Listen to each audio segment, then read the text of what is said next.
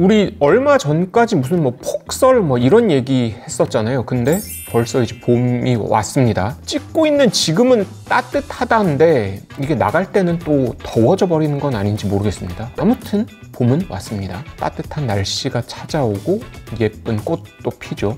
그리고 우리가 별로 반기지 않는 불청객, 미세먼지나 황사 이런 것들도 따라옵니다. 황사가 심해지면 그 앞이 뿌얘지면서 뭐 잘 안 보이고 그래서 교통안전에 좀 조심해야 되는 경우도 많이 생기잖아요. 여기에 그 봄철 계절적 특성까지 좀 더해지면 비행기가 앞이 안 보여서 못 내리는 경우도 간간히 생깁니다. 자, 요 봄에 비행기를 좀 많이 타보신 분들은 이런 생각 해보신 적도 있을 거예요. 저 비행기는 뜨고 내리고 잘 하는데 왜 내가 타는 비행기는 못 뜨고 못 내려? 그런데 그게 다 이유가 있습니다. 오늘은 그 얘기를 좀 해볼까 합니다. 오늘의 익스플레인은 하늘의 고양이, 바로 카테고리 CAT, 캣 얘기입니다.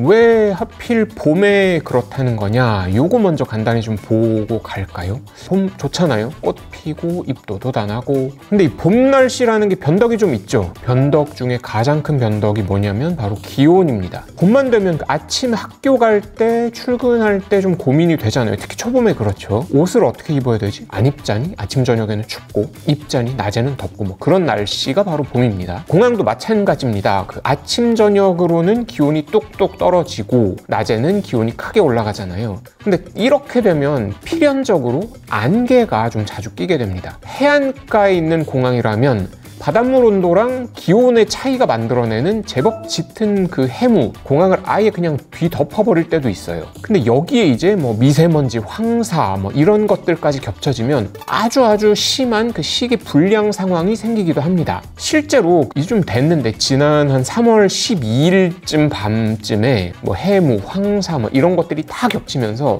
인천공항 기상정보 메타를 보면 가시거리가 100m까지 떨어졌다는 정보가 나오기도 했었거든요. 요게 더 심하면 50m 미만까지 떨어지는 경우도 종종 있습니다. 여러분, 그 인천공항 활주로 폭이 60m거든요. 그러면은 공항 가시거리가 만약에 50m다 그러면 어떻게 되겠어요? 활주로 왼쪽에서 오른쪽을 봐도 오른쪽 끝부분이 안 보이는 그런 상황인 거예요. 굉장히 심한 시계 불량 상황인 거죠. 자, 그런데 이런 상황이 주로 좀 봄에 자주 발생하기 때문에 봄에는 이 시계 불량 상황 때문에 비행 스케줄이 종종 꼬이는 경우도 있다, 이런 겁니다.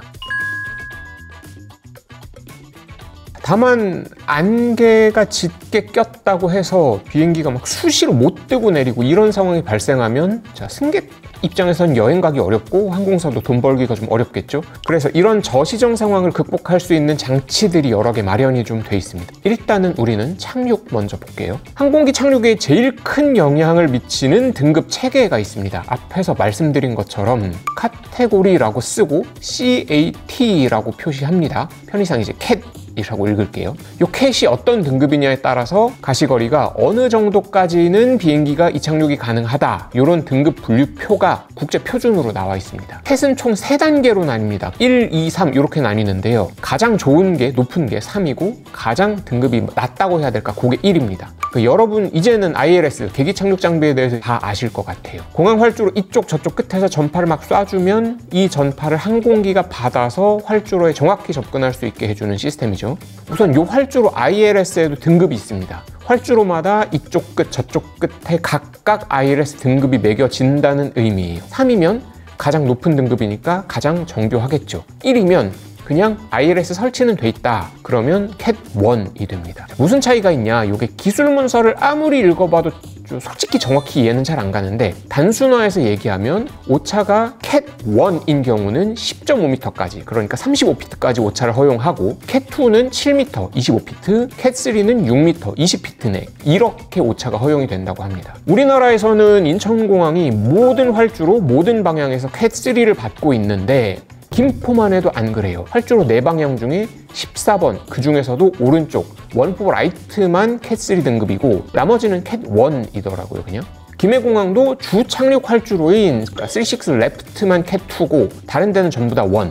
아직 안 지어진 가덕도 신공항도 캣2 등급으로 준비하는 걸로 알고 있습니다. 그리고 이 전파를 받는 비행기도 같은 등급이 부여가 돼요. 얼마나 오차가 없는 전파 수신 장비를 달아놨느냐에 따라서 캣1부터 3까지 등급이 각각 매겨집니다. 또 있어요. 조종사도 이 캣 등급에 맞는 자격을 보유를 해야 되는데 시험을 봐서 인증을 받고 정기적으로 이 인증을 갱신해야 된다고 합니다. 그러면 이게 무슨 영향이 있냐? 앞에 말씀드린 것처럼 만약에 활주로 가시거리, 런웨이 비주얼 레인지 RVR이라고 하는데 이게 크게 떨어지는 상황이 됐다. 그러면 캣1인 비행기의 경우는 이 가시거리 기준이 550m를 넘지 못하면 착륙을 못합니다. 그 공항에는. 캣2의 경우는 인증에 따라서 뭐 450m에서 300m 아래로 가시거리가 안 떨어지면 착륙이 가능해요. 그 이하면 착륙 못한다는 겁니다.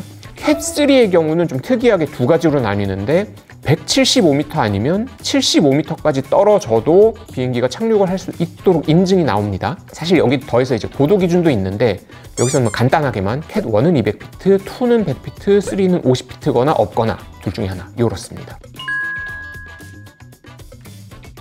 자, 여기서 잠깐 그 캣3 같은 경우는 한 3년, 4년 전쯤에 이게 변경된 기준이에요. 예전에는 캣3 안에서 또 A, B, C 세 개로 나뉘어 있었어요. 이 등급이. 캣3A면 가시거리 기준이 175m, 캣3B면 75m였고 캣3C일 경우에는 무려 가시거리가 0이어도 착륙 자체는 가능한데 캣3 등급 비행기면 항공기가 접근해서 기술을 서서히 들어 올리고 착륙하고 활주로 따라가면서 속도 줄이는 것까지 다 자동으로 돼요. 그래서 착륙 자체를 못하는 건 아닌데 어디서 문제가 생기냐면 활주로를 비워줄 때 문제가 됩니다. 앞이 하나도 안 보이는 상황에서도 활주로를 빠져나가서 주기장까지 가야 되는데 이게 불가능한 거잖아요. 그래서 캣3C는 어떤 비행기도 어떤 활주로도 이 등급을 받지를 못했어요. 그래서 개편을 하면서 폐지가 됩니다. 그러면 개편된 캣3에서 어떤 경우는 175m 착륙이 되고 어떤 경우는 75m까지 또 그게 낮아지느냐. 아주 단순히 얘기해서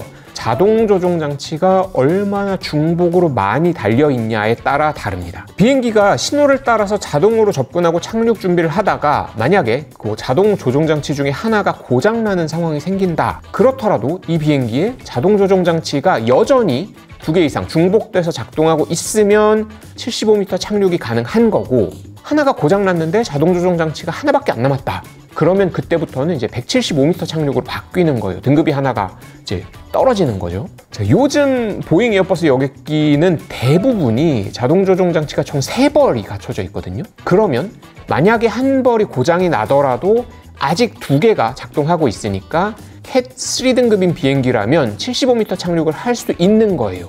요거를 장비가 하나 고장나도 여전히 작동한다고 해서 Fail Operational이라고 부릅니다. 자, 그런데 우리 그 보잉 737NG 기종 있죠? 맥스 말고 그 직전까지의 기종들, 요거는 보면 자동 조종 장치가 2벌만 있거든요.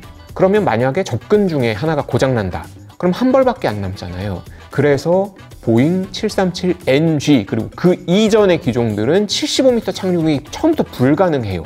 이런 상황을 Fail Passive라고 부릅니다. 자, 다만 737 중에 가장 최신 기종인 737 맥스, 요거는 Fail Operational 등급이라고 해요. 요게 자동 조종 장치는 NG랑 똑같이 2벌밖에 없는데 소프트웨어적으로 어떻게 구현을 해갖고 인증을 받아냈다고 합니다. 26은 저시정 상황에서도 지금까지 말한 카테고리의 영향을 받지는 않습니다. 그러니까 26에는 시정에 따른 등급은 따로 없다는 말입니다. 그렇다고 저시정 때 26은 아무 때나 막 할 수 있는 거냐? 그건 또 아닙니다. 통상적으로 엔진 2개 이상인 비행기가 이륙할 때 필요한 시정 최저치를 뭐 FAA, 미 연방항공청이나 ICAO, 국제민간항공기구 등등등에서는 통상으로 125m를 제시하고 있습니다. 이게 활주로의 그 고휘도 활주로 유도 등이랑 중앙선 등 이게 다 있을 때의 기준이에요. 그러니까 어느 정도 규모가 있고 시설도 갖춰져 있는 공항에서 그렇다는 거고, 만약에 이런 시설이 없는 공항이다 그러면 이제 뭐 몇 곱절씩 막 늘어납니다. 김해공항만 봐도 차트를 보면 최저 이륙 시정치가 350m라고 돼 있거든요. 여기에 뭐 TGS 장비라고 하는데 테이크오프 가이던스 시스템, 요런 게 달려있는 비행기라면 최소 75m만 보이면 이륙을 할 수가 있게 등급이 나와요. TGS라는 게 뭐냐면 대표적으로는 그 왜 전투기 앞에 달린 HUD 있죠. 헤드업 디스플레이.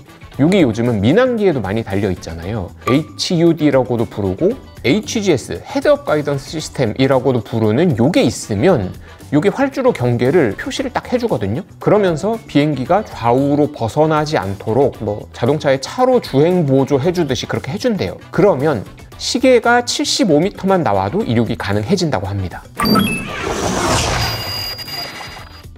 지금까지 말씀드린 뭐 몇 미터 이런 기준들은 전부 다 활주로에서 보이는 활주로 가시거리, 런웨이 비주얼 레인지가 기준이고요. 공항 자체에서 발표하는 시계 정보는 또 별도입니다. 근데 이 별도 시정이 안 좋으면 공항이 야 우리 기상 좋아질 때까지 공항 스톱 이래버리는 경우도 있기는 있어요. 그러면 또 비행기 줄줄줄줄 지연되는 거죠. 공항이 운영되고 뭐 비행기가 안전하게 뜨고 내리기가 뭔가를 알아가면 알아갈수록 이제 쉽지가 않다는 생각이 좀 들죠. 봄철 안개까지는 어쩔 수 없더라도 황사나 미세먼지 때문에 앞이 자욱해지고 숨쉬기 힘들어지는 이런 상황은 좀 경험하지 않았으면 하는 바람도 가져봅니다. 지금까지 총괄의 건기범, 제작의 박예진, 기획과 진행의 저는 이원주였습니다. 저희는 다음 시간에 다시 뵙겠습니다.